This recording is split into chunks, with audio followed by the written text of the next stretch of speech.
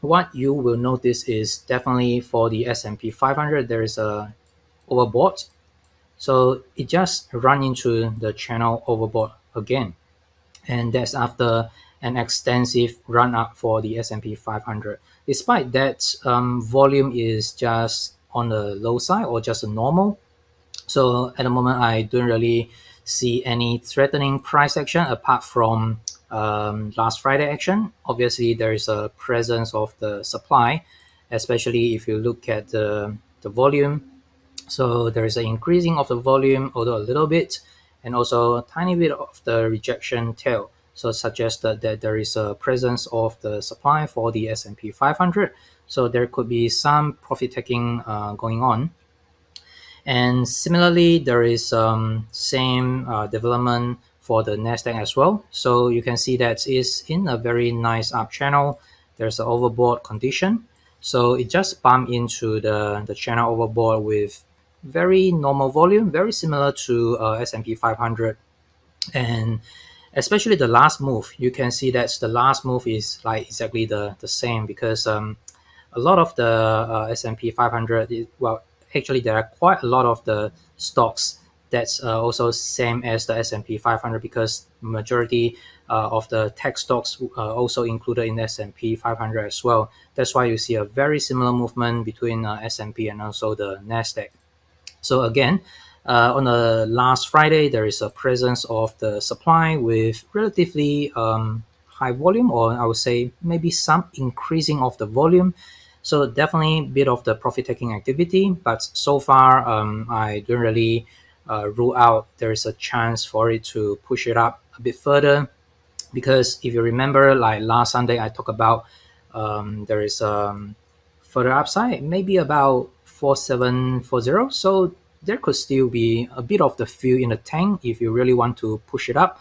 However, I'll be generally cautious for the indices because it's overstretched, overbought, and also that is really just maybe a very extensive run up. But if you just take a look at the other two indices, so this is Dow Jones. So Dow Jones is actually just break out from this reaccumulation range. So that's pretty much the marking up stage. And similarly, the Russell as well. So Russell has been consolidating for maybe 10 months, so this long period. And finally, we see that it just broke out last week. So for continuously 5 days. So that's on, I think on Monday, it just broke out straight. So for the probably past few sessions, I do talk about there's a potential of the super bull run and also some sort of the rotation from the big cap to the small caps. So eventually, we still need to wait until Russell 2000 to have a breakout, which acts as a confirmation signal. So at this point, finally, we see this breakout. So let's just dive in and look closer for the Russell 2000. So there is something very interesting going on for the Russell 2000. So let me clear this. Okay. So you can see that prior to this consolidation, there is a very significant up move. So this is a very nice run up. And during this run up, it certainly outperformed Nasdaq and also the S&P 500. But subsequently, it just went into the trading range for a reaccumulation purpose. So let me just zoom in and focus on the later part of the range. So there is something going on with the apex formation. So this is the triangle that we see here. So obviously it's just a normal triangle, but usually for a normal triangle to form, what we will see is the price action is getting less volatile. So you can see that there is a large spread candle, and subsequently it's still generally volatile until it's sort of getting to the right hand side. We see that finally is getting smaller and smaller, and also with the distance as well. So unlike previously, we have seen this sort of the reaction, it's getting smaller because we have the lower high and also the higher low. So this is like a converging um, formation, or like the coiling pattern. So usually this is what we will see within the triangle pattern. So in this case, is in terms of the price action is not much difference, but there is something very interesting with the volume. So usually what we'll see in the triangle is that together with the volatility within the price, we'll see that the volume generally gets contracts. So we will see the decreasing of the volume and also the decreasing of the volatility within the apex formation, because this is generally how you actually form a triangle. We generally see that it's getting less volatile at the end of the triangle, because there's less buying power or also the selling pressure. And that's why generally you will see that the price gets settled, and then everyone just wait for a breakout movement. But in this case is very much different. So what we see here is for every down move, here, here, here as well, we see that there's increasing of the supply, increasing of the supply, another increasing of the supply, and there's a ton of the supply. And only until the very last move, we see that the volume actually decrease. So look at this.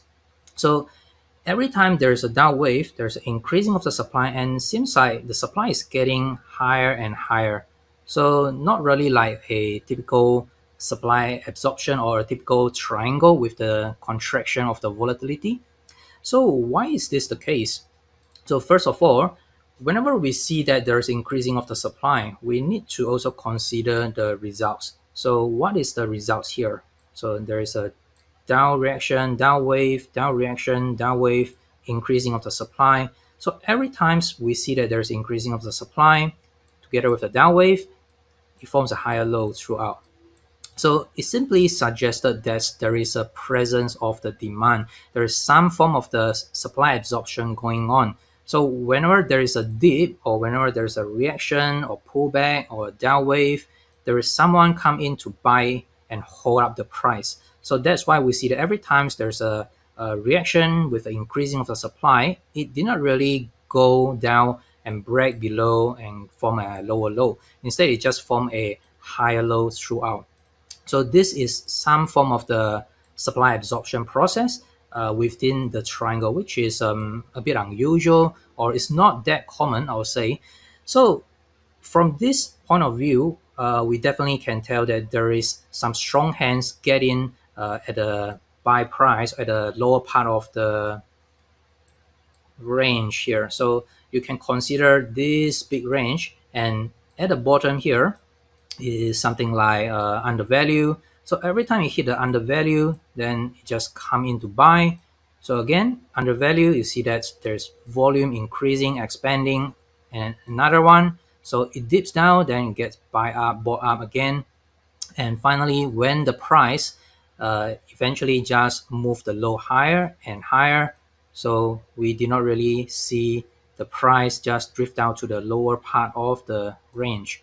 So eventually, this part here, this rally that comes with lower volume, is a very healthy sign that is actually breaking out. So even though there is two scary candle, so there's two bearish candle that actually just break below, have a reaction, and that comes with slight increase of the supply, but it just immediately get negated right away.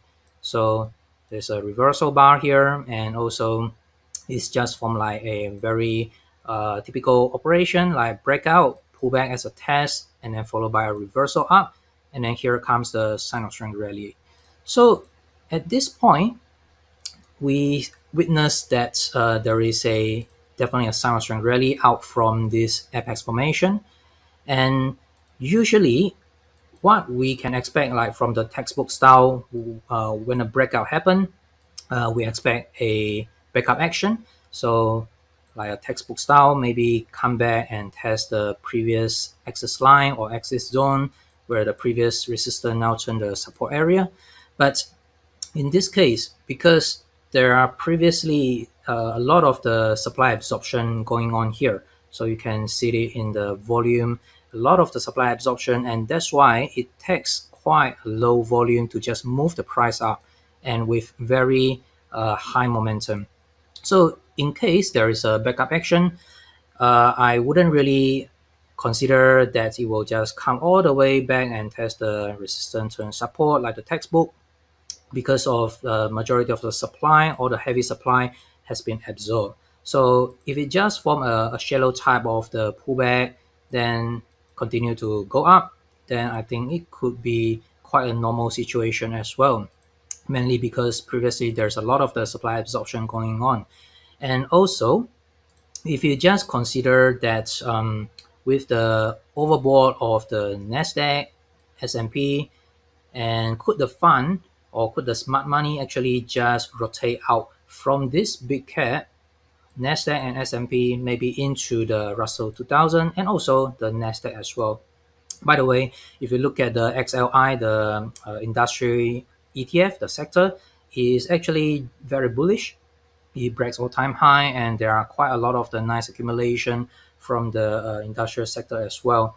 So not to mention that there is a ton of the stocks that are in the good structure for the Russell 2000 or the small caps.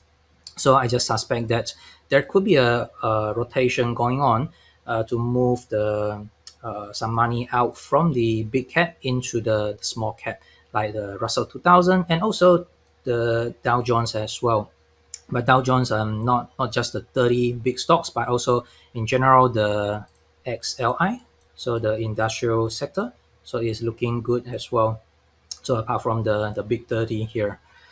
Okay, so that's pretty much the indices.